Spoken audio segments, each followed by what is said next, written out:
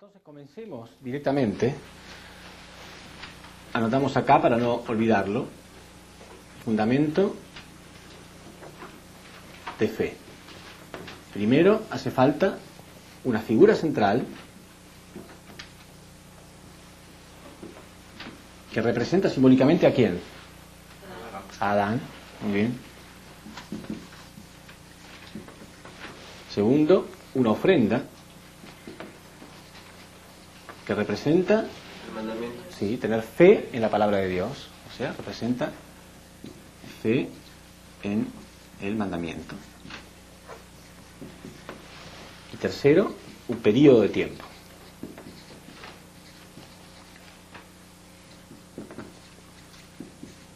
Es el fundamento para recibir al Mesías. Es el fundamento que debe establecer este linaje para poder recibir al Mesías, para que Jesús pudiera nacer sin pecado original, dijimos. Si se logra este fundamento de fe, recién pasa al próximo, que se llama fundamento de sustancia, donde hay una persona en la posición de Adán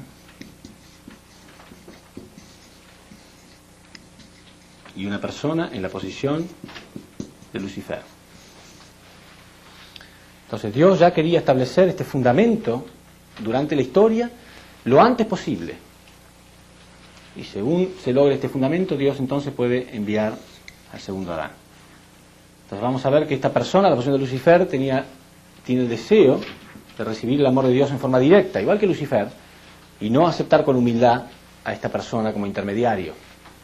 Bueno, entonces primero, después de que Eva cayó, Dios intentó hacer este fundamento con el mismo Adán. Sin embargo, Adán también fracasó y ya Dios no podía utilizar a Adán mismo como figura central. Una vez que Adán fracasó, él ya no era el seno del bien, no era solamente la morada de Dios, ya era el templo de Dios y de Satanás. Había una contradicción, como vimos, ¿no? Contradicción entre la mente original y la mente caída. Entonces, Satán trabajaba a través de su naturaleza caída. Adán ya tenía naturaleza caída también. Pero por supuesto también tenía naturaleza original, a través de la cual Dios podía trabajar. Como Dios ya no podía utilizar a esta figura central, repito, como Dios no podía utilizar a Adán, entonces la Biblia dice que Dios le dio dos hijos a Adán y Eva, Caín y Abel. Entonces, simbólicamente, Caín y Abel están representando a Adán. Caín representa la naturaleza caída de Adán y Abel representaba la naturaleza original. Quiere decir que Dios entonces podía trabajar más a través de Abel y Satán podía trabajar más a través de Caín. Bueno, como ellos dos estaban en la posición de Adán, estaban simbolizando a Adán mismo, entonces se cumple el primer requisito, una figura central que representa a Adán. ¿Qué le va a pedir Dios a la figura central, dijimos? Una ofrenda, ¿sí? Usted ya tiene que ir entendiendo. Dios apenas toma la figura central, lo primero que le pide es que realice la ofrenda. Sí, la Biblia dice claramente que Caín y Abel tuvieron que realizar una ofrenda a Dios. Y ellos realizan la ofrenda. Realizan la ofrenda. Quiere decir que ellos cumplen con esta parte. Ellos cumplen con esto. Quiere decir que el primer fundamento se logra muy fácilmente. Esto muestra que ellos tenían deseo de volver del lado de Dios. Tenían deseo de volver del lado de Dios. Entonces, ¿ahora qué hace falta? Aparte de ellos cumplen la ofrenda en el tiempo en que Dios se lo pidió. Entonces, ¿qué hace falta ahora? Un fundamento de sustancia. Donde había una persona, dijimos, debía haber una persona en la posición de Lucifer, este es Caín, y una persona en la posición de Adán, que es Abel. Y ahora sí, viene el fundamento de sustancia. Si ellos logran esto, ellos están deshaciendo de su naturaleza caída, están haciendo algo en contra de su naturaleza caída. En pocas palabras, están ¿qué? Purificando. Si se purifican, están más del lado de Dios. Entonces, si ellos hubieran logrado victoriosamente este fundamento, Dios podría haber hecho que quizá algún descendiente de ellos o un próximo hijo de Adán y Eva pueda nacer ya sin pecado, porque ellos ya hicieron el fundamento para separarse de Satán. Y ese hijo sin pecado podría haber sido el Mesías sin mucho trabajo. O sea, un Mesías donde tiene que restaurar, en vez de tener que restaurar un mundo entero, ni siquiera tiene que restaurar una nación, ni siquiera una sociedad, una simple familia nada más. Ven cómo Dios es flexible. Aun cuando Eva cayó, todavía tenía esperanza de que Adán pudiera cumplir. Aun cuando Adán también cayó, tenía esperanza de que la familia pudiera cumplir. O sea, Dios es flexible. Pero ya van a ver que hay fracaso tras fracaso, hasta que recién después de 4000 años llega Jesús. Y ya su trabajo era muy difícil, porque tenía que restaurar el mundo entero.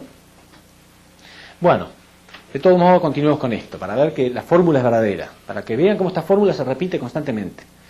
Dios quiere enviar al Mesías en esta misma familia, rápido, que se establezca el fundamento de fe y el fundamento de sustancia rápido. Entonces, como Caín está en la posición de Lucifer, Lucifer no podía recibir el amor en forma directa. Entonces la Biblia dice que Dios acepta la ofrenda de Abel, pero rechaza la ofrenda de Caín. Recuerden que ambos hicieron una ofrenda, ¿no es cierto? Pero Dios rechaza la ofrenda de Caín. ¿Por qué? ¿Por qué Dios rechaza la ofrenda de Caín? Es una pregunta que teólogos se han hecho durante miles de años. ¿Por qué? ¿Por qué Dios hace esto? Porque Él tenía que restaurar el sentimiento de Lucifer. Si Dios protege su naturaleza caída, nunca la restaura. Entonces muchas veces nosotros como hombres caídos queremos que alguien venga y nos acaricie el monstruito que tenemos adentro. ¿Sí? Pero en lugar de eso a veces viene alguien en el nombre de Dios y nos dice, vos tenés que cambiar tal punto. Y ya no nos gusta nada, ya estamos, los ojos nos ponen, ¿no? Pero si uno realmente quiere solucionar su problema, realmente quiere curarse, entonces su corazón está agradecido de recibir esto. Entonces, tomar el punto de vista de Dios, ¿qué significa? ¿Dios rechazó mi ofrenda? Yo no entiendo por qué, pero por algo lo habrá hecho. Nada más, por algo lo habrá hecho, porque Dios es Dios y Dios me ama y Dios lo sabe todo. Yo ya sabré más tarde por qué Él lo hizo. No necesito reclamar una explicación ahora mismo. ¿Quién soy yo como hombre caído para decirle a Dios, no, ¿por qué? ¿Por qué me pasa esto? A ver, yo quiero saber ya mismo por qué me está pasando eso. Esa actitud arrogante frente a Dios hace que Dios no pueda recibirnos. Entonces, Caín no entendía, obviamente, Dios sabía, él no va a entender ahora por qué yo le rechazo la ofrenda. Pero aún así, él debe tomar el punto de vista mío. Entonces, Caín sintió lo mismo que Lucifer. Celos, envidia, se sintió rechazado, sin valor. Comenzó a sentir envidia de la posición de Abel, igual que Lucifer sentía envidia de la posición de Adán. Y uno puede pensar, bueno, pobre Caín, a lo mejor él no sabía lo que tenía que hacer, ¿sí? Porque la Biblia dice que al final fue tan grande los celos que él al final hizo exactamente lo mismo que Lucifer. Lucifer mató a Adán espiritualmente, porque lo apartó de la fuente de vida, que es Dios. Bueno, Caín mató a Abel, dice la Biblia. Y como nosotros somos Caín también, porque estamos en la posición esa todo ser humano tiene algún modo que pasar por esa prueba, tendemos a justificar, ¿no? Y decir, bueno, pobre Caín, ¿no? Después de todo, ¿qué sabía él lo que tenía que hacer? Pero él sabía perfectamente, porque la Biblia dice claramente que Dios le advirtió. Fíjense lo que Dios le dijo en Génesis capítulo 6, versículo 4. Dios le dijo así. Perdón, al revés, capítulo 4, versículo 6 en adelante. Dice, Dios le dijo a Caín, ¿por qué andas irritado? ¿Y por qué se ha abatido tu rostro? ¿No es cierto que si obras bien podrás alzarlo? Mas si no obras bien, a la puerta está el pecado acechando como fiera que te codicia, a quien tienes que vencer. Muy claro le dijo Dios. ¿Ustedes creen que este mensaje era para Caín solamente? Toda la humanidad tiene que pasar por la misma prueba. Toda la humanidad está en la posición de Caín. Por eso Jesús, que estaba en la posición de Abel, dijo, yo soy la verdad, el camino y la vida, y nadie va a llegar al Padre si no es a través de mí. Fíjense, Lucifer no puede llegar a Dios si no es a través de Adán. Debe recibir el amor de Dios a través de Adán. Caín tiene que recibir el amor de Dios a través de Abel, y hacer su ofrenda a través de Abel. Por eso Jesús, en la posición de Abel, o en la posición de Adán, dijo, yo soy la verdad, el camino y la vida, y nadie llega al Padre si no es a través de mí.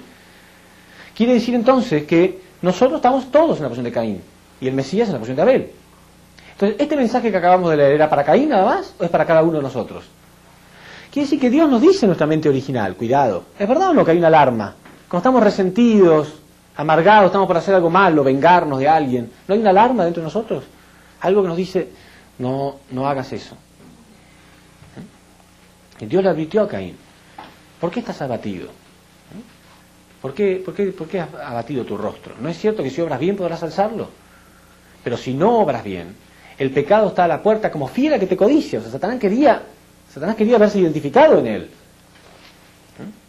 El pecado está a la puerta como fiera que te codicia, a quien tú tienes que vencer, no otro. Dios no puede hacer nada. Ya esa es la parte de responsabilidad humana. Dios no puede hacerlo. Dios ya hizo todo el resto. Ahora nosotros tenemos que vencer esa parte. ¿Qué hizo Caín con el mensaje de Dios? Lo arrojó. Lo mismo que hizo Adán y Eva con el mandamiento, ¿no? Olvidó este mensaje y terminó asesinando a Abel. Entonces él reafirmó más que él era como Lucifer. Era el estilo perfecto, como di el ejemplo del cuadro. El estilo era indiscutible. Dios no podía decir, no, este es hijo mío, es como yo. Satán lo reclama, mira, es exactamente igual que yo, es mi reflejo, es mi hijo, yo me lo llevo conmigo. Entonces, la naturaleza caída y el poder de Satanás se reafirmó más. Este era el primer crimen de la historia. Hoy las circunstancias pueden modernizarse, como dije antes, pueden cambiar un poco, pero el sentimiento interno es el mismo. No es a lo mejor una ofrenda que le estamos haciendo a Dios, o a algún animal o algo, no, a lo mejor es otra cosa. Es igual una ofrenda, pero es una ofrenda a lo mejor más moderna. ¿Sí? A lo mejor un día tenemos que, no sé, regalarle a alguien una computadora en vez de hacer una ofrenda. Pero es lo mismo, es el mismo sentimiento. El sentimiento no ha cambiado nunca en la historia humana, es exactamente el mismo. Los celos, la envidia, el resentimiento, no tomar el punto de vista de Dios, no sentir la identidad como hijos de Dios, es exactamente el mismo sentimiento. ¿Quién lo va a hacer por nosotros? ¿Hay alguien que pueda hacer el fundamento de fe y de sustancia por mí? Ojalá. Yo pagaría todo lo que tengo, que lo haga por mí. Pero aún le pague 10 millones de dólares, no puedo. Si no lo hago, yo voy al infierno. Yo soy reclamado por Satanás. No importa lo que diga, lo que hable, lo que llore, yo voy, ya está. Pero si yo lo hago, si yo tomo responsabilidad por mi propia vida, y aunque nadie lo esté haciendo, porque a veces a nuestro alrededor la gente no lo está haciendo, pero yo tomo responsabilidad de tomar el punto de vista de Dios. Bueno, entonces, Caín no hizo esto, asesinó a Abel, y entonces Dios no pudo enviar al Mesías en esta época. Todo fracasó. En su lugar, Dios quería continuar el linaje. Quería continuar el linaje todavía. Pero no podía continuarlo a través de Caín, porque Caín había sido invadido totalmente por Satán. Y que Abel había muerto. Entonces dice la Biblia que Dios le tuvo que dar un tercer hijo, Set, semejante a Abel, dice la Biblia, para sustituir a Abel. Y Set significa sustituto, justamente. Entonces, a través de eso Dios quiere continuar el linaje. Pero los principios que Dios utiliza, o el principio que Dios utiliza para restaurar al hombre, el principio de la restauración, es un poquito más complejo. Entonces hay ciertos elementos que yo los voy a ir introduciendo poco a poco, si no se hace muy complejo, ¿sí? Yo dije que Dios es flexible. Si Dios no fuera flexible, ante el primer error se quiebra todo el universo, porque todo el universo lo creó para el hombre. El hombre fracasa y se pierde toda la voluntad de Dios y no hay más solución. Entonces Dios tiene siempre alguna posibilidad de salvarnos. Entonces acá les voy a enseñar un nuevo concepto, que es el concepto de indemnización.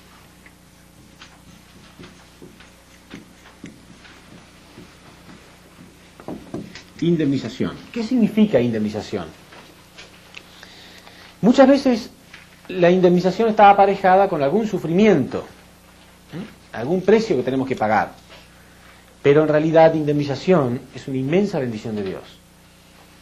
A veces cuando vamos a comprar algo nos parece caro, ¿no es cierto? Pero menos mal que tiene un precio por lo menos. Hay ciertas cosas en la vida que no se pueden comprar. Por más caro que sea, no lo puede comprar. Quiere decir que si algo nos parece caro, tenemos que decir, bueno, pero por lo menos tiene un precio. Por lo menos algún día puedo pagarlo. Entonces la indemnización es igual.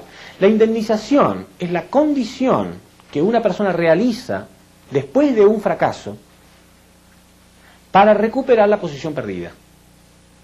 Por lo menos hay un precio. Si Dios fuera inflexible, perdiste tu posición al infierno eterno. Como muchos cristianos creen, ¿no? Pecó al infierno eterno. ¿Cómo eterno? El Padre puede castigar a su Hijo eternamente. ¿Saben lo que significa la palabra eterno? Es un poco demasiado.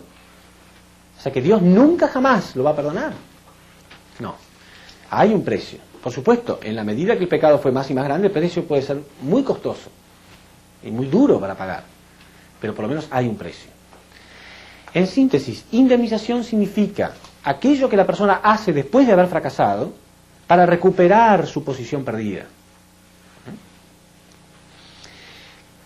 Por ejemplo, cuando una persona nace, no hizo nada bueno ni malo todavía, ¿sí?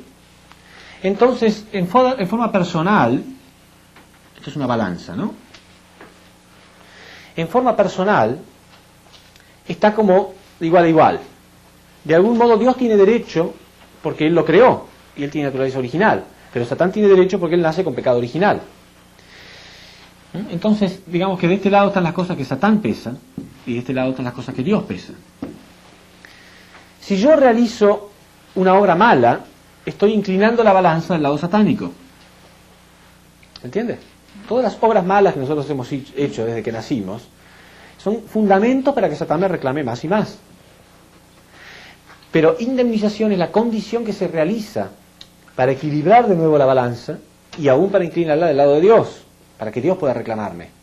Cuando la balanza está igual, no le servimos ni a Dios ni a Satán. Los dos tienen que ponernos a prueba para ver de qué lado nos inclinamos. Cuando realizamos una obra buena, aunque sea un poco, ya Dios empieza a reclamarnos. Si ustedes están acá escuchando el principio divino, no es por casualidad, porque no existe la casualidad. Hay algún fundamento que han realizado ustedes o sus antepasados, aunque sea mínimo, aunque sea de levantarse a la mañana y decir, bueno, yo hoy voy a ir allá. Quizá Dios quiere decirme algo. Aunque sea eso nada más. Ya es alguna condición, algún precio que pagaron, a lo mejor dominaron su cuerpo, a lo mejor podrían haber ido al cine en vez de venir a escuchar esto, pero hicieron algún fundamento determinado y la persona, por esa razón, Dios puede empezar a trabajar. Por supuesto, uno puede determinarse a hacer realmente una ofrenda verdadera, una indemnización sustancial y concreta para que Dios realmente pueda tomarlo. Bueno, después de que Caín mató a Abel, la balanza realmente se inclinó del lado satánico. La humanidad estaba realmente desequilibrada, realmente volcada hacia un lado equivocado. Entonces Dios tenía que hacer que se pague una indemnización para él poder volver a continuar, volver a comenzar su providencia. Es muy claro en la Biblia que Dios utiliza la indemnización a través del número 40. Durante la historia providencial que vemos en la Biblia, el número 40 aparece constantemente después de un fracaso. Grandes personajes de la historia, como Moisés, Jesús, tuvieron que ayunar 40 días. Después de un fracaso, ya sea propio o de otras personas, ellos, como eran figuras centrales providenciales, tenían que pagar una indemnización a través del número 40. El número 40 representa separación de Satanás, separarse de Satanás, volver a inclinar la balanza del lado de Dios. Cuando el pueblo de Israel fracasó, Moisés tuvo que ayunar 40 días. Volvieron a fracasar, otra vez tuvo que ayunar 40 días. Cuando Juan el Bautista fracasó, Jesús tuvo que ayunar 40 días. El número 40 aparece muchísimas veces en la Biblia. Pero a veces, si la indemnización es muy grande y el fracaso fue muy grande, por ejemplo de una nación entera, tiene que ser un múltiplo de 40. A veces en vez de 40 es 400, 10 veces 40. ¿Sí? Bueno, ¿por qué el número 40 representa la separación de Satán? Porque el ideal de Dios está dado a través del fundamento de 4 posiciones. ¿Sí? La primera bendición era mente y cuerpo centralizado en Dios. La segunda era hombre y mujer centralizado en Dios. Bueno. La tercera era la humanidad y la creación centralizada en Dios. ¿Sí? Entonces, el fundamento de 4 posiciones representa el ideal de Dios. Y el número 10 representa la perfección. Entonces, 4 por 10, 40. Por eso el número 40 representa separación de Satán. ¿Se entiende? Porque el ideal de Dios está representado a través del número 4. Y el número 10 representa la perfección.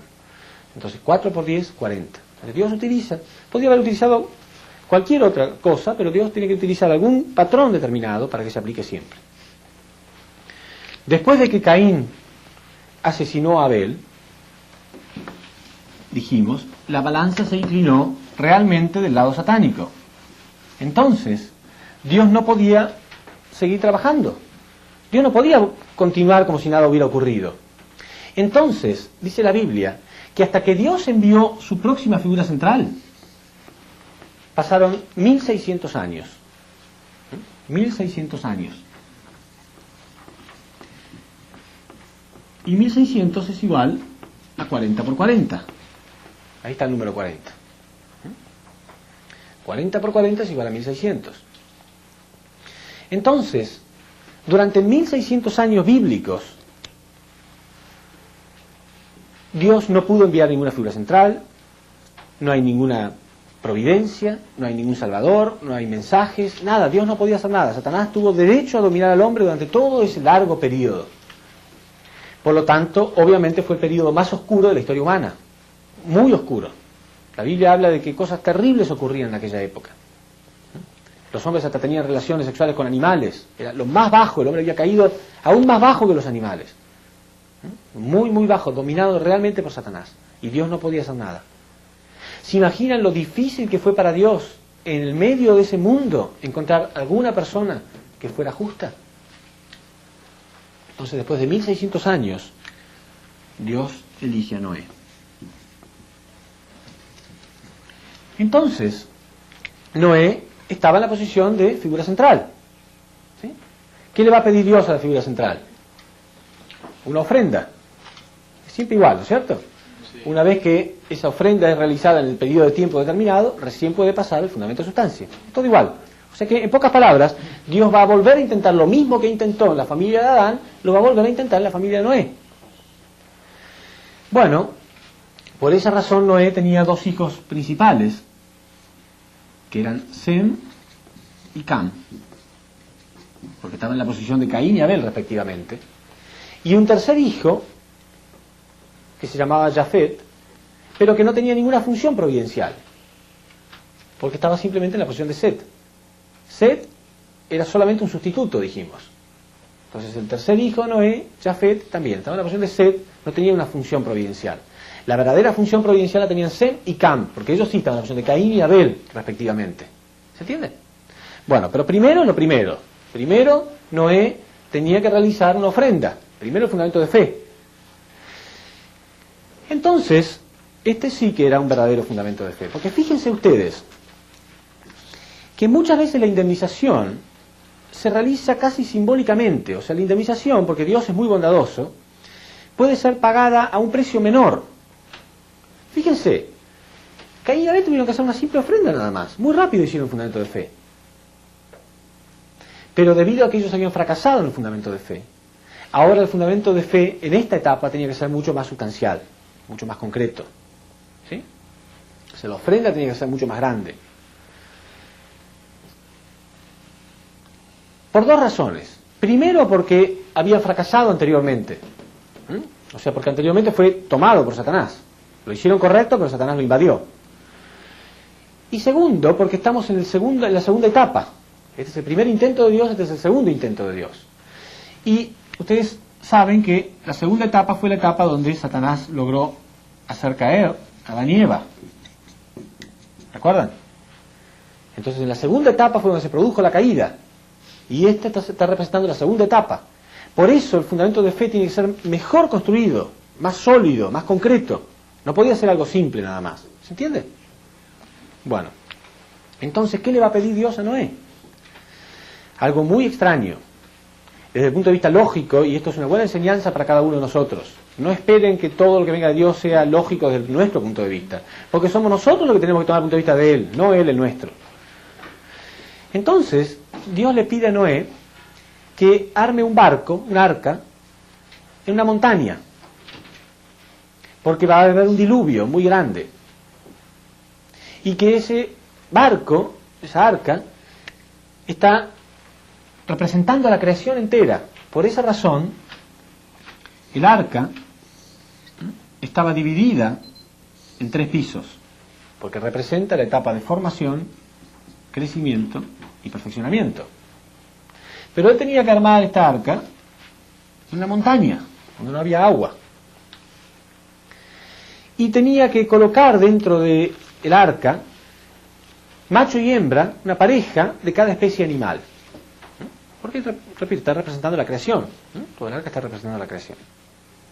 Bueno, Noé construyó el arca y tardó ¿cuánto? 120 años. O sea, también acá el número 40. 40, 40 y 40. Era bien concreta esta vez. Bien concreto el fundamento de fe que él tenía que establecer. Y Dios le dijo que iba a enviar un diluvio donde todo lo demás iba a morir, pero si él construía el arca como él le pedía, él y su familia se podían salvar. ¿Y cuánto tiempo duró el diluvio? También 40 días y 40 noches. ¿Ven? O sea, otra vez el número 40. No es casual, está constantemente repetido en la historia bíblica. Bueno, Noé realiza esto, él hace correctamente esto. ¿Creen que fue fácil? No, no fue fácil. Aún la familia de Noé, y esto también es un mensaje muy importante para nosotros. ¿Cómo piensan ustedes, por ejemplo, que sentía la mujer de Noé? Un marido que dice que recibió una revelación y que está ahí trabajando, haciendo un barco en un lugar donde ni agua hay, poniendo animales adentro después, diciendo que va a llover fuerte. ¿Qué significa esto para nuestra propia vida? Es muy importante. Esto significa que cuando nosotros fuimos tocados por Dios, nosotros entendemos. El vecino quizá no entiende, yo entiendo. Mi hermana a lo mejor no entiende, mi mujer a lo mejor no entiende, mi madre a lo mejor no entiende, mi padre no entiende, pero yo entiendo, yo fui tocado. O sea, Dios le dio la revelación a Noé, no a la mujer de Noé, no a los hijos, a él le dio. ¿Creen que los demás estaban felices de la revelación que él dice tener? No, él se comprendía perfectamente, pero los demás no lo comprendían. Entonces, muchas veces en la historia ha pasado lo mismo. ¿Ustedes creen que cuando grandes personajes en la historia fueron tocados, los primeros discípulos de Jesús fueron tocados, todos sus familiares estaban felices? ¿Felices de que fueran con él? No. Porque ellos habían sido tocados, pero los demás no comprendían lo que estaba pasando. Entonces, en la familia de Noé había mucho conflicto de que él se dedicara durante tantos años a construir un arca y abandonar a su familia. Y ya vamos a ver que ese conflicto se refleja después en la providencia de Dios. Bueno, él termina victoriosamente la construcción del arca y efectivamente Dios envía un diluvio de 40 días y 40 noches para terminar con el mal, para terminar con todo el mal.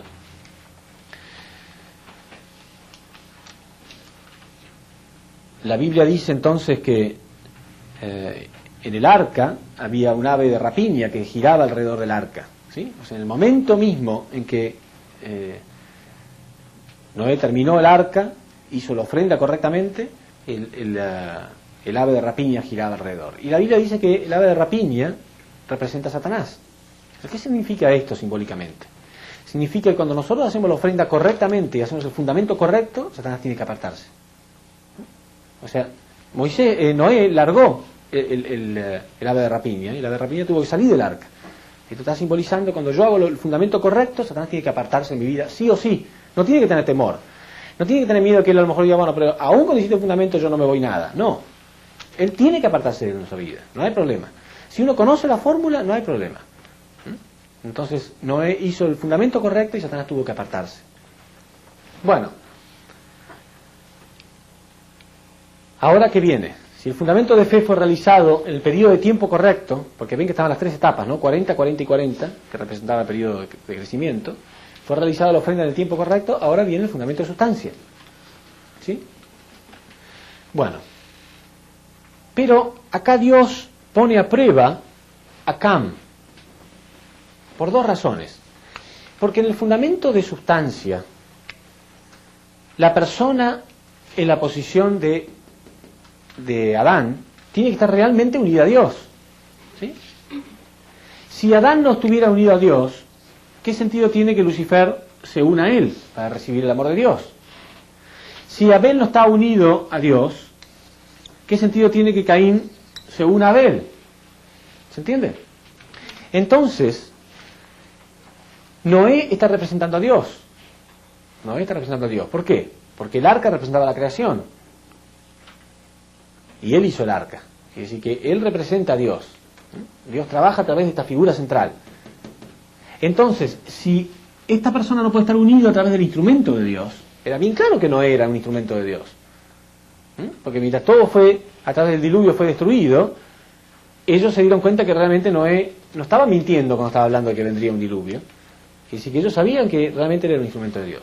Entonces Dios necesitaba que este fundamento de unidad se realizara correctamente. Es decir, en pocas palabras, este personaje que es responsable de cumplir con el fundamento de sustancia no puede introducirse en la providencia sin ningún fundamento. Tiene que tener fundamento propio para introducirse en la providencia. Acá Abel había hecho la ofrenda, por eso no tenía que hacer otra cosa. Pero él no había hecho nada todavía, la ofrenda la hizo Noé. Entonces él tenía que hacer su propio fundamento de unidad con su figura central. Unidad más allá de la lógica humana, unidad de corazón. ¿Se entiende?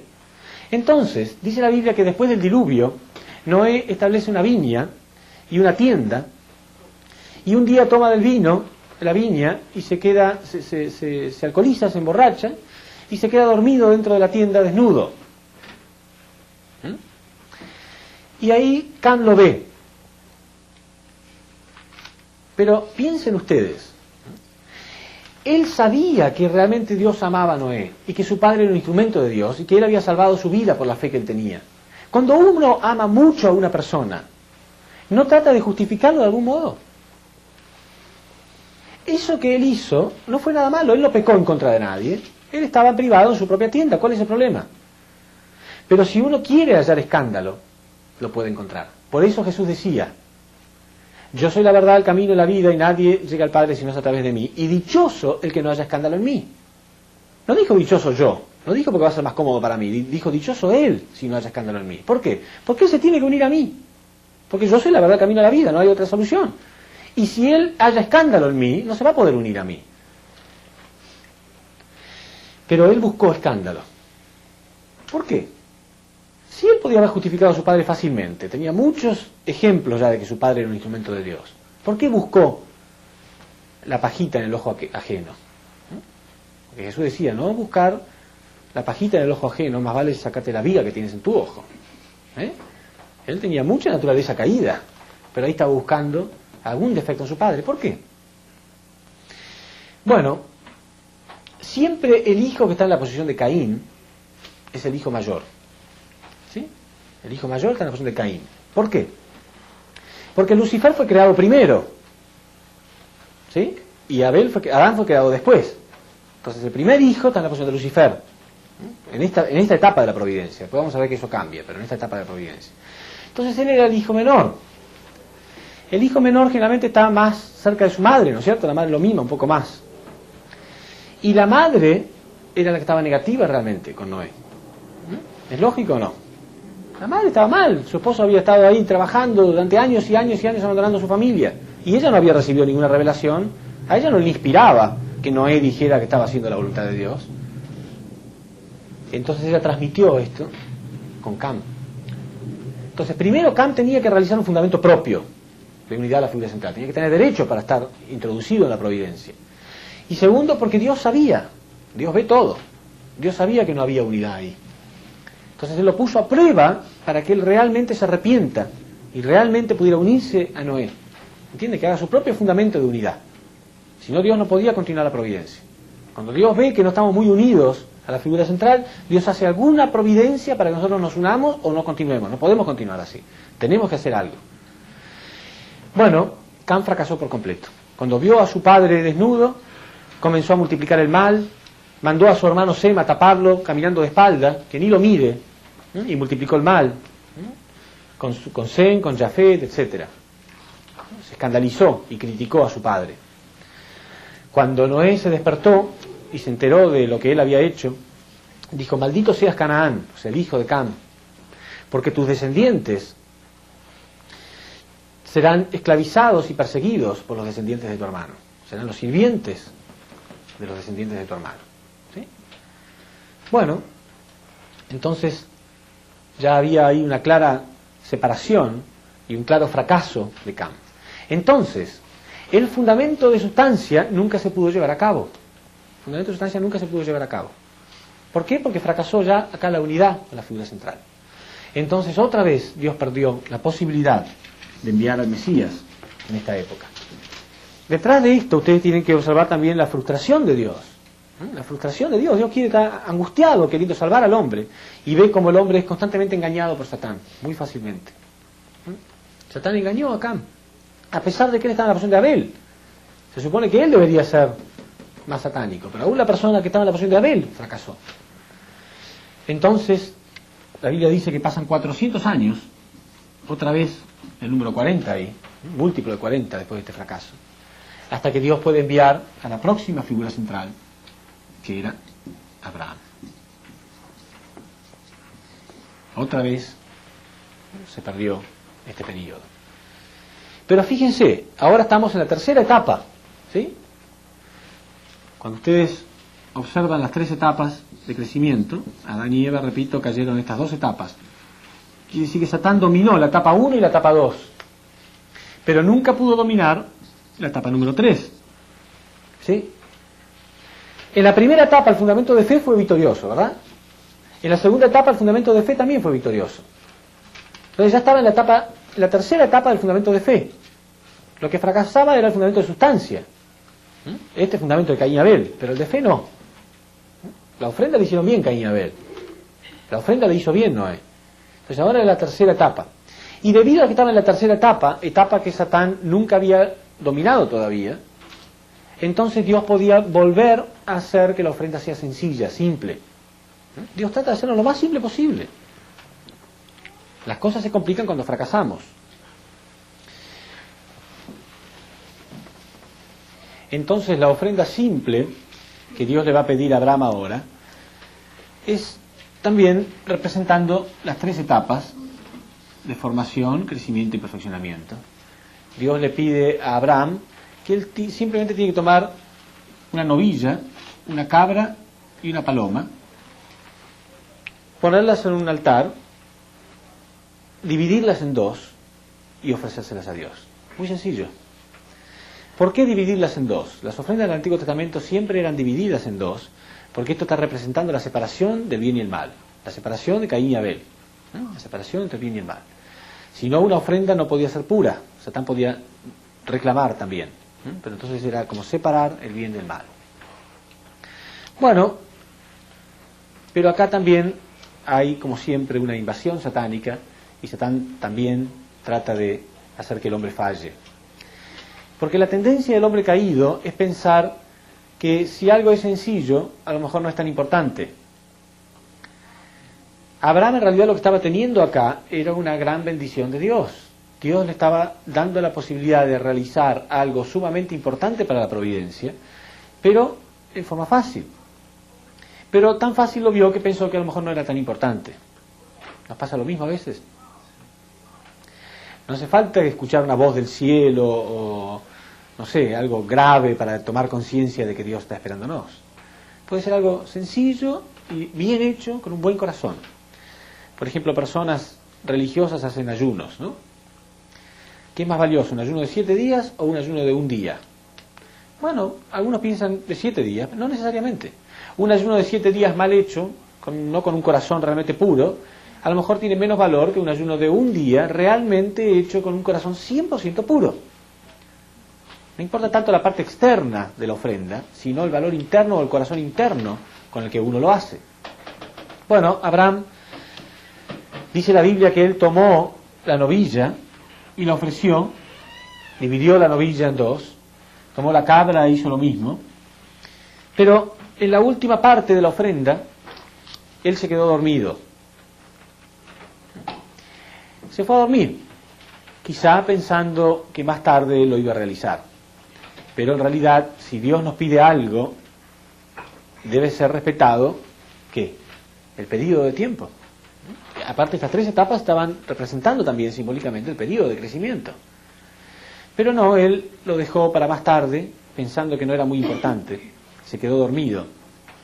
Y cuando se despertó, Satanás había tomado la ofrenda. Simbólicamente dice la Biblia que había un ave de rapiña que estaba tomando toda la ofrenda.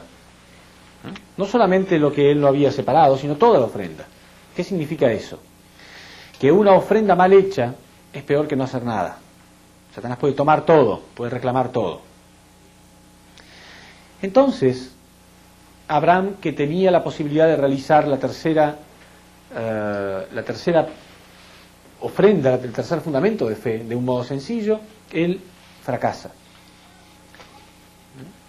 Entonces, ahora, ¿qué va a ocurrir? Ustedes ven en cada etapa de la providencia que cuando hay un fracaso, Dios no puede continuar. Automáticamente viene el periodo de indemnización y Dios tiene que esperar que pase ese periodo hasta la próxima etapa. Si fracasa también, viene el periodo de indemnización y tiene que esperar hasta la próxima etapa. Pero como esta era la etapa número 3, que repito, es la etapa que Satán no había invadido todavía, la etapa número 3, entonces Dios puede hacer una providencia especial en esta etapa. Puede volver a dar una oportunidad en esta misma etapa. Y que esos 400 años se paguen, sí, pero más tarde. Dios posterga esos 400 años para ser pagados más tarde. Entonces, cuando Abraham se despierta, Dios les dice: por haber fracasado, tus descendientes tendrán que sufrir 400 años de esclavitud en una tierra extranjera. ¿Se entiende? Claro, si nosotros nos ponemos a pensar desde un punto de vista sin el principio divino, como mucha gente le ha pasado, parece muy extraño. Porque imagínense un Dios, ¿no? Ahora nosotros entendemos la voluntad de Dios. Dios estaba tratando de que este periodo fuera pagado más tarde para aprovechar las circunstancias en esta etapa y lograr un fundamento victorioso en esta etapa. ¿Se entiende, no? Pero si no tuviéramos el principio divino no lo entenderíamos. Y como mucha gente hizo durante miles de años de historia, es leer las etapas bíblicas separadas unas de otras, como si no tuvieran nada que ver. Entonces, yo leo esta parte. Un Dios todopoderoso, dueño del universo, se encapricha con una palomita, y porque este hombre no se lo ofrece, él castiga, y no castiga al que cometió el error, sino que castiga a sus descendientes, que no tienen nada que ver. Y no con un día o dos de castigo, sino con 400 años de esclavitud. Entonces uno cierra la Biblia y dice: no puede ser. Dios no, si Dios es así, entonces yo no quiero tener nada que ver. Y a mucha gente le pasó eso durante la historia. Leyendo historias separadas unas con otras parece que no tuviera nada que ver. Pero el principio divino es la revelación más profunda que Dios ha dado y nos explica completamente cuál es su voluntad. En realidad lo que Dios estaba dando es una bendición acá. Él quería, a pesar de que había un fracaso, quería dar una nueva oportunidad ahora. Ya van a ver por qué. Y estos 400 años lamentablemente hay que pagarlos igual, porque Satán reclama, pero pueden ser pagados más tarde. ¿Se entiende? ¿Se entiende bien? Si no tuviéramos el principio divino, sacamos conclusiones raras. ¿Por qué Dios se encapricha así por una palomita? ¿Por qué le importa tanto? No, la palomita no importaba.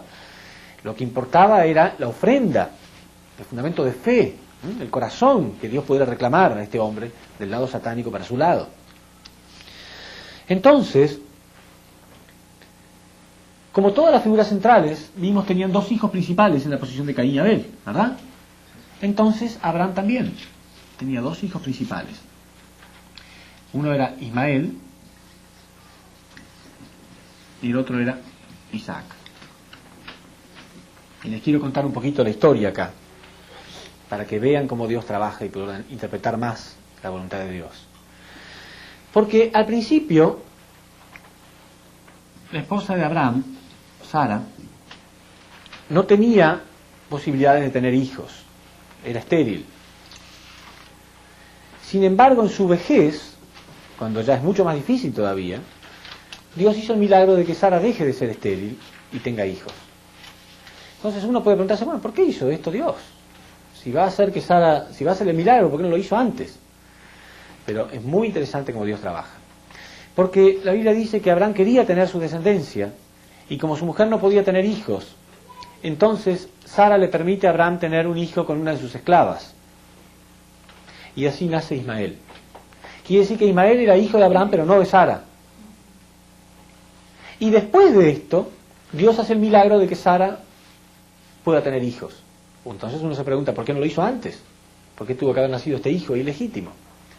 Pero es muy clara la respuesta, ¿no? Ahora les explico. Después él tiene, ¿no? Dios le revela que va a tener un hijo verdadero, legítimo, y así nace Isaac. Porque fíjense acá, es obvio que en el fundamento de sustancia, Isaac está en la posición de Caín, Ismael en la posición de Caín, e Isaac en la posición de Abel. Caín está en la posición de Lucifer, ¿sí? Y Abel en la posición de Adán. Lucifer se sentía como hijo de Dios, ¿sí? Antes de que Dios creara. Pero cuando Dios creó a Adán, ahí Lucifer se dio cuenta que él no era un hijo legítimo, que él era el verdadero hijo de Dios. Él era un sirviente y sintió celos, envidia. Y dijimos que Dios prepara a una persona en la posición de Lucifer que va a pasar por las mismas pruebas. ¿Se acuerdan? Sí. Va a pasar por las mismas pruebas. Entonces, Dios estaba pasando a Ismael por la misma prueba. Él se sentía al principio hijo legítimo, no había ningún problema, hasta que después iba a entender que él no era hijo legítimo, él era el hijo de la sirvienta, de la esclava. Él era el hijo legítimo. O sea, Dios estaba preparando todo para que él sienta celos, envidia, todo. Y uno piensa, ¿por qué Dios hace eso? Bueno, ya lo explicamos, porque la naturaleza caída ya está dentro de nosotros. Pero Dios provoca cosas para que salgan, para que podamos restaurarla. O sea, ese monstruito que yo les hablaba antes, que tenemos todos adentro, ¿lo vamos a eliminar haciéndolo, disimulándolo, acariciándolo? A veces lo acariciamos, no queremos que nadie lo moleste, ¿sí? No, tiene que ser molestado. Y cuando sale, es ahí donde podemos cortarle la cabeza al Satanás que tenemos todos adentro, ¿no? Entonces, Dios estaba preparando este fundamento de sustancia muy claro acá. Muy claro estaba preparando el fundamento de sustancia. Sin embargo, ese fundamento de sustancia no se pudo llevar a cabo. ¿Por qué? Porque nunca se puede llevar a cabo el fundamento de sustancia si no se llevó a cabo victoriosamente el fundamento de fe primero. Y el fundamento de fe había fracasado. Abraham fracasó. Entonces, este fundamento de sustancia quedó suspendido en la historia. Nunca se restauró. Y cuando nosotros no restauramos algo, ¿qué pasa? Nuestros descendientes lo heredan. Nuestros descendientes heredan el mismo problema. ¿Quiénes son los descendientes de Isaac? Los israelitas. ¿Y los descendientes de Ismael? Los árabes. Y por eso ustedes saben que los árabes y los israelitas tienen mucho problema de Caín y Abel, muchos conflictos, no se pueden amar fácilmente. Más bien se odian en realidad. ¿Por qué? Porque quedó suspendido ahí. Entonces, sin embargo, Dios quería continuar la providencia en esta misma etapa, a ver si podía hacer algo. ¿Por qué? ¿Por qué Dios quería continuarlo acá y no continuar simplemente más adelante? Porque acá existía la oportunidad de Dios de restaurar esta unidad. ¿Se acuerdan que acá se había roto la unidad? Bueno, acá era muy diferente y Dios sabía esto. Fíjense qué inteligente que es Dios. Porque Abraham, o sea, Dios hizo dos cosas al mismo tiempo. Al hacer que Sara sea estéril, Él logró este fundamento de Caín y Abel, preparar este fundamento de Caín y Abel. Pero también Él logró que Abraham deseara tener un hijo más que nada en el mundo. Abraham realmente quería tener un hijo más que nada en el mundo, porque su mujer era estéril. Y tanto lo añoró, lo tuvo recién en su vejez. ¿No piensan que Abraham amaba a ese hijo más que a sí mismo? Y el amor es una acción de dar y recibir, ¿no? Por lo tanto, Isaac amaba a Abraham mucho, mucho. Entonces van a ver que ellos restauran este fracaso acá. Acá había mucha unidad y Dios sabía eso. Por eso, a pesar del fracaso de Abraham, Dios quiere volver a intentarlo en esta familia para no perder este fundamento de unidad. Entonces, sin embargo, Abraham ya había fracasado. ¿Qué puede hacer Dios ahora? Ese fundamento de fe, que iba a ser muy sencillo, había fracasado. Ahora tenía que restaurarse con un fundamento de fe mucho más difícil. Si la Biblia dice que Dios le pide a Abraham ahora que la ofrenda tiene que ser su propio hijo. Tiene que sacrificar a su propio hijo. Para Abraham era más fácil morir él y no matar a su precioso hijo. Pero tenía que hacerlo. Entonces, Abraham, que se convierte en el padre de la fe, el padre de la fe, para los judíos, para los cristianos, para los musulmanes, él es el padre de la fe. Él realmente decide que esta vez no va a fracasar. Y toma a su hijo y lo lleva a un lugar diciéndole que iban a hacer una ofrenda. No se sabe exactamente la edad que tenía Isaac en ese momento, porque la Biblia no lo menciona, pero era chico. Pero no tan chico, porque dice la Biblia que él cargaba los leños para hacer el altar. Cargó los leños durante mucho tiempo, o sea que no era tan pequeño. Bueno, cuando llegan al lugar, cuando están yendo hacia el lugar, Isaac le pregunta a Abraham, bueno, pero ¿qué es lo que vamos a ofrecer? ¿Dónde está la ofrenda que vamos a hacer? Y Abraham estaba tan angustiado y tan triste que no quería ni hablar. Solamente le contestaba, Dios proveerá, y nada más. Cuando llegan al lugar, Isaac mismo ayuda a hacer el altar para las ofrendas. Y ahí Abraham lo toma y lo pone arriba del altar. Y ahí Isaac comprende que él es la ofrenda. No hay ninguna parte en la Biblia que diga que Isaac empujó a su padre o quiso salir corriendo o lo llamó loco. No. Él se unió, él se dio cuenta que él era la ofrenda y él estaba dispuesto a unirse a su padre hasta la muerte. ¿Entienden? Por eso repito aquella frase tan sabia de Jesús que dijo, aquel que esté dispuesto a perder su vida no la perderá, pero el que la quiera guardar la va a perder.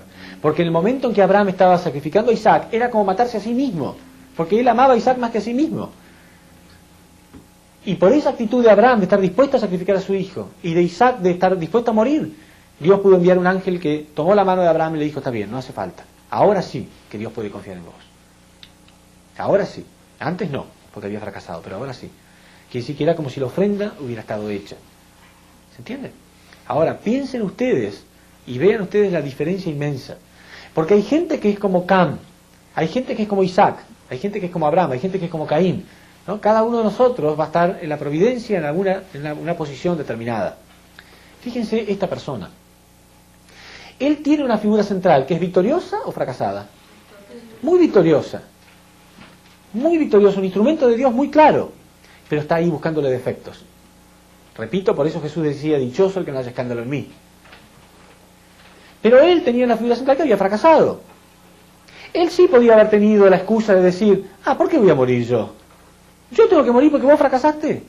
No, vos tenés que morir, ¿por qué yo? Pero él no dijo nada. Eso, él teniendo una figura central que había cometido un pequeño error, él lo disimuló. Lo disimuló, trató de disimularlo. Por amor. Cuando no hay amor tratamos de encontrar cualquier pequeño defecto y de agrandarlo. Pero cuando hay amor, aún un gran error tratamos de disminuirlo y de resolverlo nosotros, de hacerlo nosotros en lugar de la persona que fracasó. Isaac en realidad había visto a su padre que siempre vivía una vida de fe. Cuando Isaac vio que después del fracaso Abraham estaba muerto en vida, después de que le fracasó en cortar la paloma, él estaba como muerto en vida, porque él amaba a Dios. Recuerden que él es el padre de la fe. Y él se sentía totalmente fracasado. Entonces él, que tenía una unidad tan grande de corazón con su padre, sentía que su padre estaba muerto en vida. Y su padre ya no hablaba más de Dios ni de hacer ninguna ofrenda porque había fracasado. Cuando de nuevo oyó hablar de que se iba a realizar una ofrenda, él quiso apoyar a su padre, estaba contento de que su padre volviera a tener alguna esperanza, algún deseo de hacer algo por Dios. Cuando se dio cuenta que él era la ofrenda, aún así él no quería desilusionar a su padre. ¿Entienden esa clase de corazón tan unido? Bueno, pero ya Abraham había fracasado en realidad, no podía ser la figura central. Entonces Isaac, por esa clase de condición que realizó, él se pone en la posición de figura central. Dios puede poner ahora a Isaac en la posición de figura central, ¿entienden? Porque en el momento que él está dispuesto a sacrificar a Isaac, es como morir él mismo. Ahí simbólicamente Abraham muere. Pero por la unidad de corazón, Isaac resucita. Está dispuesto a morir, pero porque se unió, el que esté dispuesto a morir no va a morir, decía Jesús. Entonces, por esa razón, él está en la posición de Abraham resucitado. ¿Entienden? Él es como si hubiera muerto y él representa a Abraham resucitado. Entonces, él ahora está en la posición de figura central. ¿Entienden? Y la Biblia dice que toman ahí un carnero y lo ofrecen juntos. Así que el fundamento de fe ya se realiza entre ellos dos. Ellos dos realizaron el fundamento de fe, victoriosamente. Ahora falta ¿qué? Fundamento de sustancia. Y para el fundamento de sustancia tiene que haber dos hijos principales, Caín y Abel, en la posición de Caín y Abel. Entonces, Isaac tiene dos hijos, mellizos, Esaú y Jacob. El fundamento de fe ya está realizado, solamente falta el fundamento de sustancia. Pero antes de realizar este fundamento de sustancia, dijimos que esta persona tenía que establecer una condición personal. ¿Se acuerdan? Abel había hecho la ofrenda él mismo. Cam tenía que unirse a su padre. Isaac se unió a su padre. Ahora él tenía que hacer un fundamento especial. tenía que hacer su propio fundamento. ¿Qué es lo que Dios quería ahora? Aprovechar que está en la tercera etapa. Dios quería que el hijo menor recuperara la primogenitura. ¿Qué significa la primogenitura? O sea, pasar a la posición de hijo mayor. El hijo mayor siempre está en la posición de Caín. Y eso era grave, porque cuando el padre moría, el hijo mayor hereda la posición de jefe de familia. No es que se hereda todo por igual. El hijo mayor hereda la posición de jefe, pero el hijo mayor está en la posición satánica, Caín. Y Esaú era un verdadero Caín, ya lo vamos a ver. Era vago, mentiroso, falso, ya lo vamos a ver. Entonces, también hay un misterio en la Biblia muy grande, que nosotros podemos revelar muy claramente ahora. Porque la Biblia dice que antes que nacieran Jacob y Esaú, estaban en el vientre de la madre, y Dios amó a Jacob y odió a Esaú. ¿Cómo puede ser? ¿Por qué? Todavía no habían nacido, no habían hecho nada. Quiere decir que Dios tiene prejuicios. Pero está muy claro, ¿no? Que lo que se refiere es a la posición. Caín, la posición de Caín, la posición de Abel. Caín representa a Lucifer, Satanás, y Abel representa el lado de Dios. O sea, eso es lo que se refiere a la Biblia. Antes de que nacieran, él ya estaba destinado a estar en la posición del lado del mal y él en la posición del lado del bien. O sea, no es a la persona en sí a la que Dios está odiando o amando, sino a la posición que ellos representan. ¿Se entiende? Está muy claro. Dice, antes de haber nacido ya Dios amó a Jacob o odió a Esaú. Muy claro. No es que Dios odie a ninguna persona, no tienen que malinterpretarlo, sino la posición del mal, el lado del mal. Dios desprecia el lado del mal, ama el bien. Él representaba el lado del mal, él representaba el lado del bien. Bueno, pero esto tenía que cambiar. Jacob tenía que, de algún modo, heredar la primogenitura. Por eso, desde el momento mismo en que nacen, dice la Biblia, ya hay como una lucha. Parece que va a salir uno primero, después sale el otro. Entonces, un día, viene Esaú, estaba muy cansado, había ido a cazar y no había logrado cazar nada, y cuando llega encuentra a Jacob que estaba cocinando un guiso de lentejas. Entonces le dice, bueno, dame de comer, por favor. Y Jacob le dice, ya bien claro como Dios influenciaba, trabajaba a través de él, porque él sentía el deseo de tener la primogenitura, y le dice, yo te voy a dar de comer si tú me lo cambias por tu primogenitura. Entonces Esaú dice, sí, está bien. Y Jacob, conociéndolo, le dice, no, yo quiero que me lo jures. No, así nomás. Y Esaú dice, bueno, está bien, te lo juro. Bueno, entonces él come el guiso. Lo cambia por su primogenitura. Pero, claro, Esaú era realmente Caín. Realmente estaba al lado del mal. Entonces olvida rápidamente su juramento. Pasan los años y cuando el padre está cerca de morir, era tradición que él tomara al hermano mayor y lo bendijera como heredero de la familia, como que él va a recibir la posición de padre. Entonces llama a Esaú y le dice que lo va a bendecir. Ya él estaba anciano, inclusive se estaba quedando ciego. Dios hizo este milagro también, ya vamos a ver por qué. Él estaba casi ciego. Entonces, la madre de ambos, que fíjense ustedes qué prueba clara de que Esaú realmente era Caín, porque la madre no lo amaba, la propia madre no lo amaba. La madre amaba a Jacob. La madre no quería que él llegara a ser jefe de familia. Entonces la madre escucha que Isaac le va a dar la bendición a Esaú y le dice a Jacob, no, yo quiero que vos te disfraces de tu hermano, te pongas las ropas de tu hermano y vayas y te presentes a tu padre que está medio ciego, no te va a reconocer. Y Jacob dice, no, pero mi hermano es velludo, peludo, y yo soy lampiño. Inclusive Esaú significa velludo. Y tiene miedo. La madre le dice, no, yo quiero que vos vayas, traigas 2 de nuestros corderos, y yo te voy a pegar la lana del cordero. Cuando tu padre toque, va a sentir el pelo, y va a pensar que eso es tu hermano Esaú. Y aparte ponete las ropas de tu hermano, cuando él te bese, va a oler el olor de tu hermano, y va a creer que sos él. Entonces Jacob tiene temor, pero se une a lo que la madre dice.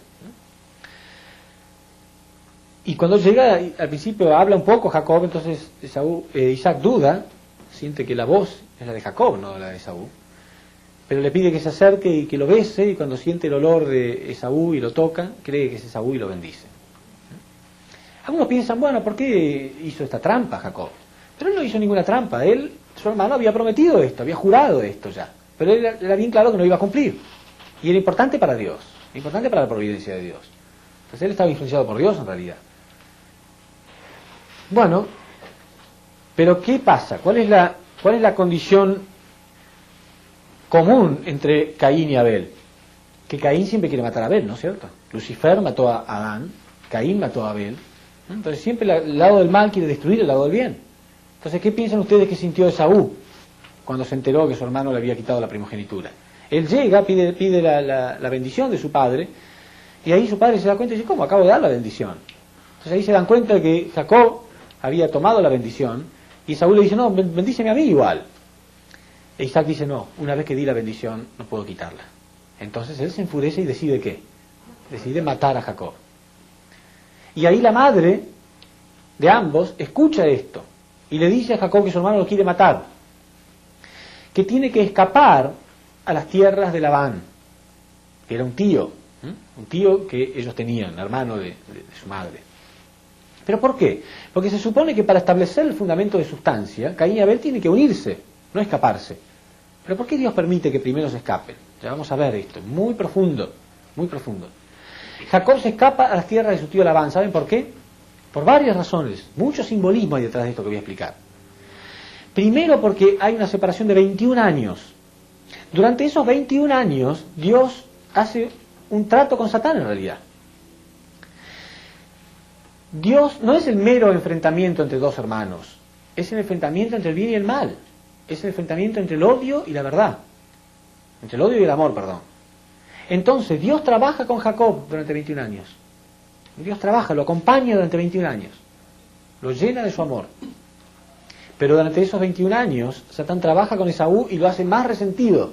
Después de 21 años, generalmente cuando a nosotros nos pasa algo, si pasan 21 años a lo mejor nos olvidamos de ese algo, ¿no es cierto? Bueno, pero después de 21 años él estaba más resentido, no menos, ni siquiera igual, más resentido, ya lo vamos a ver. Después de 21 años él logra inclusive organizar un ejército de 400 hombres para atacar a su hermano y su familia. Para organizar un ejército de 400 hombres no es sencillo, ¿no? Hay que pagarles su salario, hay que convencerlo que tiene que ir a pelear, hay que pueden morir. No es fácil, hay que tener mucho resentimiento, ¿no? Bueno, él hizo esto. Imagínense cuánto había crecido su resentimiento. ¿Por qué?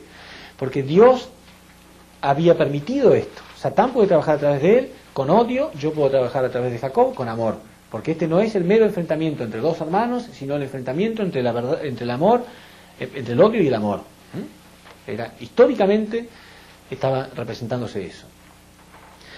Y aparte, porque durante 21 años, ¿qué se está representando? Ya vamos a ver. Hay un simbolismo muy importante.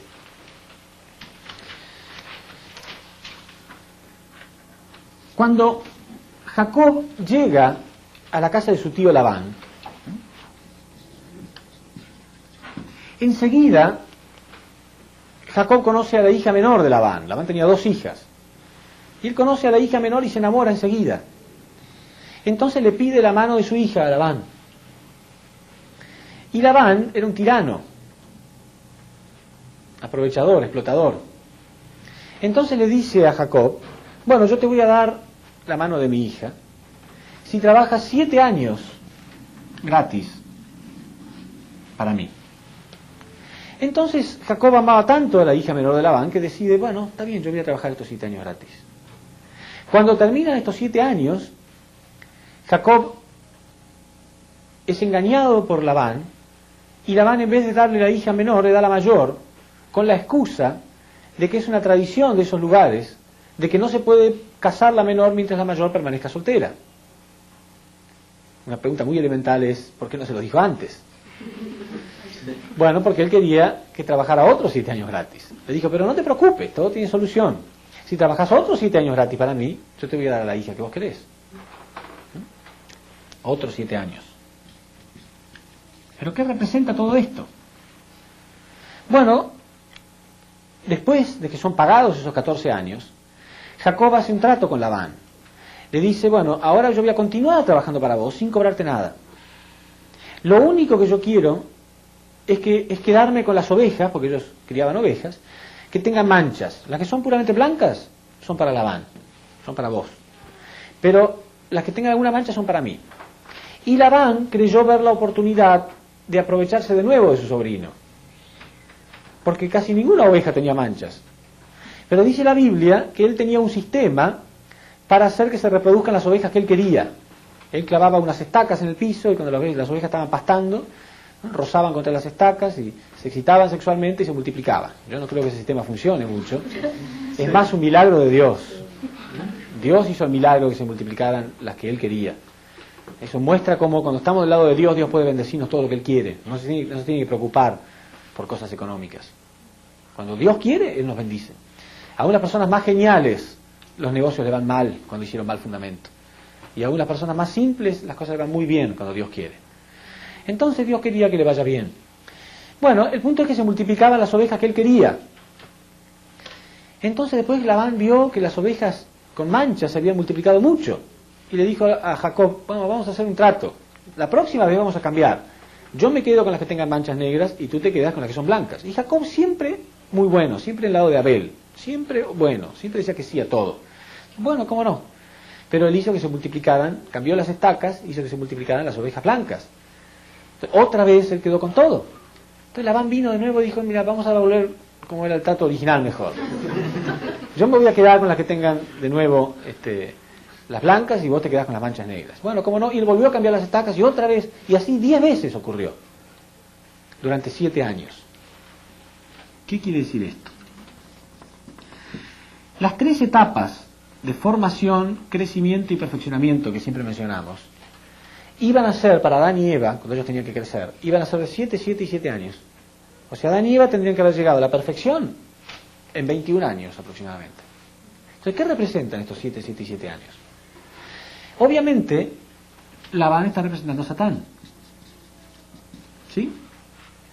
Mientras estemos acá, estos 2 periodos que representan las 2 etapas que Satán invadió. Satán invadió la etapa número 1 y la etapa número 2, ¿sí? Pero nunca invadió la etapa número 3. ¿Se entiende?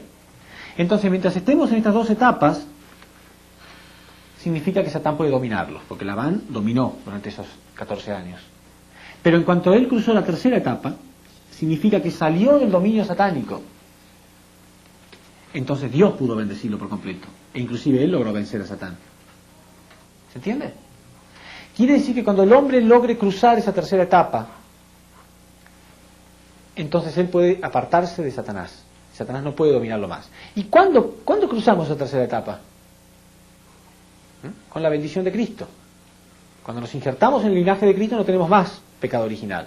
Entonces solamente ahí estamos fuera de ese dominio y Dios puede bendecirnos. Si no, no. ¿Se entiende bien?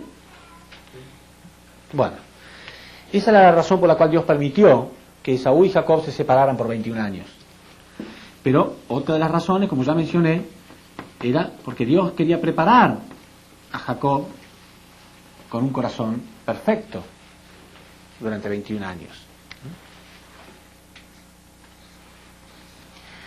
Cuando terminaron estos 21 años, Jacob había logrado crecer mucho espiritualmente, ¿no? Fue muy humilde, trabajó y Dios lo acompañó. Entonces él sentía la compañía de Dios, estaba bien. Y inclusive extrañaba a su hermano. Pero su hermano, en realidad, su resentimiento había crecido todavía. Entonces Jacob decide volver a su tierra. Y cuando él está volviendo a su tierra, se encuentra que su hermano había organizado un ejército de 400 hombres para asesinarlo. O sea, repito, este es el enfrentamiento entre el odio y el amor. No simplemente el enfrentamiento entre 2 personas, el enfrentamiento entre Satán y Dios mismo. Satán apostaba que el odio es más poderoso. Dios apostaba que el amor es más poderoso. Entonces, Jacob, con un corazón inmenso, él se entera de esto. Entonces envía a las 2 hijas de Labán, que eran sus esposas, y las riquezas que él había conseguido durante estos 21 años de trabajo, o durante los últimos 7 años en realidad, pero eran muchas riquezas, y dice que se las den todos a su hermano Esaú. Y que le digan este mensaje, que todas estas cosas son de parte de su siervo para mi señor. Lo llamó mi señor. Entonces, Esaú estaba tan sorprendido con todo esto. Y detrás de toda esta riqueza llega Jacob. Y Esaú le pregunta, ¿qué son estas cosas? Y él se inclina hasta el piso 7 veces y le dice, todo esto de parte de tu siervo, para vos, mi señor. Claro, en el fondo, Esaú sabía que su hermano no había hecho nada malo. No hizo nada malo, él juró que le iba a dar la primogenitura. Y él estaba organizando un ejército para pelear, y él también tenía su gente y su poder. También podía haber peleado por lo que era justo. Pero en vez de pelear, él le está dando todo, y lo está llamando mi Señor. Entonces, frente a semejante humildad, él no sabía cómo responder, y veía que su hermano se inclinaba hasta el piso y lo llamaba mi Señor, y le daba todo. Entonces él no quería más esto, y lo levanta, ¿no? Y lo abraza, y los dos se ponen a llorar. Quiere decir que el amor de Jacob logró derretir el resentimiento de Esaú. Por eso más tarde Jesús enseña la importancia del amor a Caín, la importancia del amor al enemigo. ¿No? Solamente el amor puede destruir, derretir el resentimiento. Entonces, esto era la primera victoria del lado de Dios en toda la historia. La primera victoria del lado de Dios en toda la historia de la humanidad. Fue la primera vez que Dios tenía una victoria que Satán no había podido invadir. Y por esa razón, si ustedes leen la Biblia, cada vez que Dios se manifiesta a partir de ese momento, dice: yo soy el Dios de Abraham, Isaac y Jacob. Porque entre Abraham y Isaac hicieron por primera victorioso fundamento de fe, y Jacob fundamento de sustancia. Entonces era la primera victoria del lado de Dios. Por eso cada vez que Dios se manifiesta, aún en el Nuevo Testamento está escrito, dice: yo soy el Dios de Abraham, Isaac y Jacob. Mucha gente se ha preguntado, ¿por qué no dice el Dios de Noé o el Dios de Abel? Pero no, es el Dios de Abraham, Isaac y Jacob, estos tres. Porque es la primera victoria que Dios puede lograr en toda su providencia. Entonces Dios está muy orgulloso de estas tres personas. Y de estas tres personas, de este linaje, nace Jesús. Es la purificación de ese linaje que yo estaba mencionando. ¿Se entiende? Jesús no es un hombre cualquiera que nace de un linaje cualquiera. Tiene que ser una persona que haya restaurado la naturaleza caída. ¿Se entiende? Entonces, para restaurar nuestra naturaleza caída, hay un conflicto de Caín y Abel personal también. Cada uno de nosotros tiene un Caín y Abel a nivel individual. Tenemos una mente caída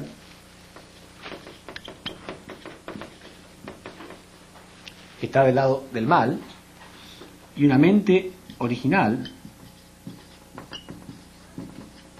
que está del lado del bien. Y siempre Caín quiere matar a Abel, ¿verdad? Entonces, cuando nosotros sentimos que tenemos ganas de hacer algo bueno, ¿no hay una parte que quiere apagar eso? ¿Sí? Cuando, en cualquier cosa, ¿no? A veces vamos por la calle y vemos a una persona pobre y nuestra mente original nos dice: bueno, quiero darle algo, ¿no? Y la mente caída dice: no, guárdatelo. Después vas a almorzar y comes un poco mejor. ¿Sí o no? Siempre hay esa contradicción, ¿o no? Una parte buena que nos impulsa a hacer el bien, pero la otra parte quiere matar a eso, matar a la voz de la conciencia. ¿Cuándo una persona se vuelve buena o mala? ¿Quién de ustedes es Caín y quién es Abel? ¿Quién lo decide? ¿Otra persona? No, esto lo decide. Si al final que triunfa la mente caída, naturalmente ustedes están en la posición de Caín. Si ustedes logran vencer y la mente original es la que gana, ustedes automáticamente están al lado del bien. Pero esta lucha ustedes tienen que ser conscientes. No puede haber nada bueno que ustedes quieran hacer sin que tengan esta lucha. Si no tienen esa lucha, seguramente no es muy bueno, ni es muy importante. Cada cosa que ustedes quieran hacer, van a sentir esta lucha de la mente caída que dice: no lo hagas nada. Pero deben dominar esto. No deben permitir que su Caín mate a su Abel. Este es fundamento de fe y de sustancia a nivel individual. Después viene a nivel familiar. Entonces ustedes ya están en la posición de Abel para su familia. Y a lo mejor algún hermano en la posición de Caín. Pero ustedes están en la posición de Abel porque ustedes primero tuvieron esta lucha personal. Entonces, a nivel individual, ¿quién fue el primero que tuvo victoria? Jacob también. Porque él, obviamente, tuvo esta lucha. Piensen.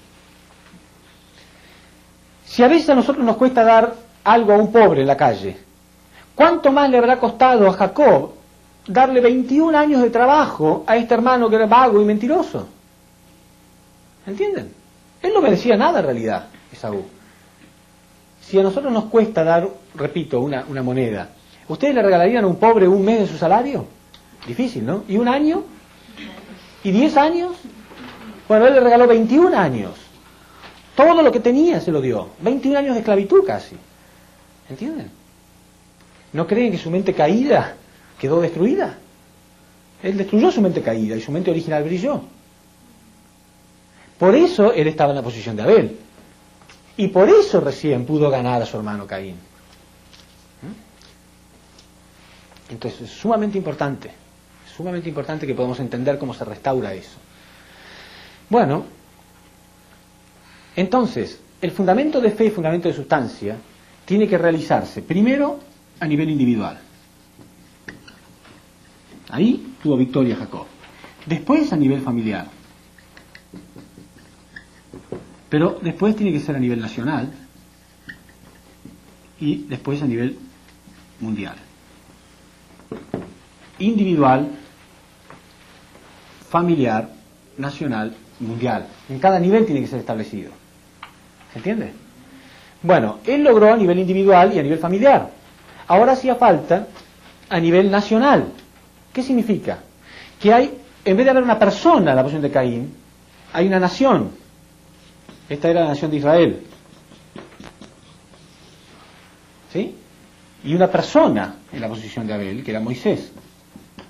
No vamos a dar esta parte de la conferencia ahora, pero también hubo mucho conflicto para que Israel se pudiera unir a Moisés. Al final se unieron. Entonces, después de que se unieron, recién puede pasar a nivel mundial.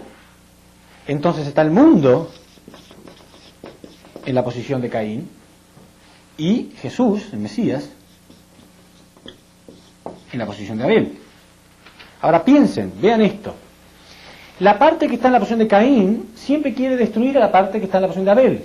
El mal quiere destruir el bien. ¿Pero es la voluntad de Dios? Piensen. ¿Es la voluntad de Dios de que mi mente caída destruya mi mente original? ¿Era la voluntad de Dios de que Lucifer matara a Adán? ¿Era la voluntad de Dios de que Caín asesinara a Abel? La Biblia dice claramente que Dios le advirtió a Caín que no debía hacer eso. ¿Era la voluntad de Dios de que Israel quisiera matar a Moisés? Si Israel hubiera matado a Moisés, nunca habrían llegado a Canaán y habrían establecido la nación elegida de Dios. ¿Era la voluntad de Dios de que el mundo matara a Jesús? Claro que no. Entonces acá lo vemos muy claro. La tendencia de Caín es matar a Abel, pero no es la voluntad de Dios. Entonces, ¿qué fracasó acá? Dios logró a nivel individual con Jacob, a nivel familiar entre Jacob y Esaú, acá no está, Esaú y Jacob. A nivel familiar logró esto, a nivel nacional también lo logró, y cuando estaba por intentarlo a nivel mundial, que ya es la salvación total, el mundo terminó asesinando a Jesús. ¿Entienden? Entonces fíjense qué claro que es. Cuando acá Caín mató a Abel, ¿qué pasó? Y tuvo que repetirse toda la historia. Hubo que esperar el tiempo de indemnización y repetir la historia, no había otra solución. Cuando acá hubo fracaso, hubo que repetirse la historia hasta que hubo victoria en esta familia. Entonces, cuando hay un fracaso en una etapa, tiene que repetirse la etapa de nuevo. Entonces acá a nivel mundial tiene que volver a repetirse la etapa. Dios tiene que enviar a otras personas y a otra persona a la posición de Abel. Fíjense, Jacob está en la posición de Abel, pero ¿era Abel? No, no era Abel, es otra persona, pero está en la posición de Abel. Esaú tiene que restaurar el fracaso de Caín. Está en la posición de Caín, no quiere decir que él sea la misma persona. Del mismo modo, entonces, tiene que venir alguien en la posición de Jesús y otras personas del mundo en la posición de la gente de aquella época que restaure el fracaso de aquella época. No es el mismo Jesús el que va a venir, tiene que ser otra persona en su misma posición que restaure eso y que la gente pueda unirse. Si viene el Mesías de nuevo y la humanidad termina asesinándolo, otra vez Dios volverá a intentarlo, tendrá que volver a intentarlo hasta que se logre. Acá Dios lo tuvo que intentar 3 veces hasta que se logró a nivel familiar. Con Moisés también hubo 3 cursos hasta que se logró una unidad. ¿Y acá qué vamos a hacer con el Mesías? ¿También vamos a tener que esperar 3 veces? ¿O podemos tener victoria en realidad? Tenemos que tener victoria. Pero todo comienza acá. En realidad todo comienza acá, a nivel individual. La lucha entre la mente caída y la mente original. Si podemos vencer esta lucha, entonces a nivel familiar podemos lograrlo, a nivel nacional, a nivel mundial podemos lograrlo. Entonces, las enseñanzas que podemos sacar de acá es que en esta lucha de Jacob y Esaú nos damos cuenta que sí, Caín no tiene que matar a Abel, pero Abel puede ayudar a ser amado. Seguramente Abel era arrogante. Cuando Dios le aceptó la ofrenda a él y rechazó la ofrenda de Caín, A lo mejor Abel fue arrogante, no fue sensitivo a la situación de Caín. Porque ¿cómo se justifica que Caín haya sentido tanto odio, tanto resentimiento? Quiere decir que Abel podía haber sido más humilde, haberlo ayudado a hacer su ofrenda también. Con Lucifer y Adán, lo mismo. Lucifer estaba celoso porque no recibía amor, pero yo imagino a Adán ahí cazando mariposas, descubriendo la naturaleza, sin ni siquiera darse cuenta que Lucifer estaba sufriendo. Quizás si él hubiera sido más sensitivo no habría pasado todo lo que pasó. Pero Jacob descubrió eso. Jacob descubrió ese secreto. Aunque él está equivocado, yo no voy a utilizar la lógica. Porque por lógica, él podría haber utilizado la lógica. Cuando nosotros nos peleamos con el prójimo, ¿qué utilizamos? ¿El corazón o la lógica? Lógica generalmente, ¿no? Pero yo tengo razón, decimos. Pero la razón es muy poca cosa. No importa tener razón o no. Lo importante es tener corazón. Él tenía razón, porque su hermano se había comido el guiso, había jurado que le iba a dar la primogenitura, pero él no utilizó la lógica. Él lo amó. Aunque él tenía razón, lo amó igual. ¿Por qué nosotros le damos una prioridad tan alta a la lógica y a la razón? ¿Por qué pensamos que tener razón significa todo? Porque en realidad la Biblia dice que Lucifer es el arcángel del intelecto, o sea, que la serpiente era el ser más astuto que Dios había creado. El intelecto. Había 3 arcángeles. Uno representaba la emoción, el otro el intelecto y el otro la voluntad. Emoción, intelecto y voluntad. Él representaba el intelecto. Entonces, le damos prioridad al intelecto, ¿o no? Cuando discutimos con alguien, bueno, pues tengo razón. Pero porque yo tengo razón, ¿tengo derecho a destruir toda la providencia de Dios? ¿O de avergonzar a una persona, o de humillarla, o de denigrarla? No. Porque tengo razón, pero no tengo corazón. Entonces, él tenía razón, pero él no utilizó la razón. Él utilizó el corazón. Y por eso pudo derretir el resentimiento de Saúl. Si él hubiera venido con argumentos para demostrar que él está equivocado, peor habría sido. Él no puso argumentos. Entonces, una gran enseñanza. Una gran enseñanza. Nosotros tenemos conflicto con otras personas, olvídense si tiene razón o no. Arrójenla a un lado a la razón. No es tan importante. Lo importante es si tengo corazón o no. Y el corazón puede derretir el resentimiento de nuestros enemigos. Ok, muchas gracias.